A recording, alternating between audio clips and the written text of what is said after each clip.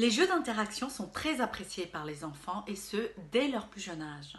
Ils sont indispensables au développement de leurs compétences sociales.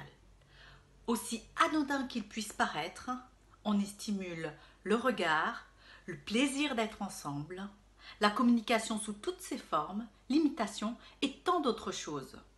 Regardons plusieurs idées ensemble. Dans les incontournables, on retrouve les jeux d'imitation. On peut imiter avec ou sans matériel. Commencez simplement par imiter un geste ou une vocalisation de votre enfant pendant qu'il est en train de le faire. Soyez attentif à l'attention qu'il vous porte pendant que vous l'imitez.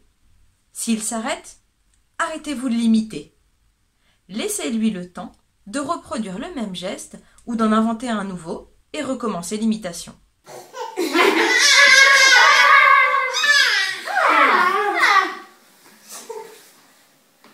Une fois que le jeu d'imitation est bien mis en place avec votre enfant, vous pouvez profiter des temps d'attente pour proposer à votre tour un geste ou une vocalisation que votre enfant est déjà capable de faire. S'il vous imite en retour, c'est qu'il expérimente le tour de rôle. En fonction du niveau de développement de l'enfant, les séquences d'imitation pourront être plus longues. Vous pouvez aussi jouer à imiter avec du matériel, que ce soit lors de temps de jeu spécifiques ou sur des temps plus spontanés comme le repas. On peut en effet imiter avec des objets du quotidien, comme la cuillère par exemple.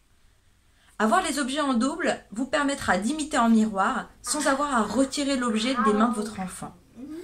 Ces temps d'imitation peuvent être très courts, de quelques secondes à plusieurs minutes, mais ils signifient déjà pour l'enfant qu'il a une action sur son environnement et sur les gens qui l'entourent.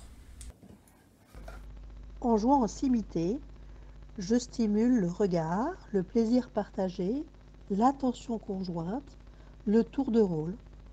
Je stimule les initiatives dans la communication, l'ajustement au rythme dans l'interaction et le début du tour de parole avec les vocalisations.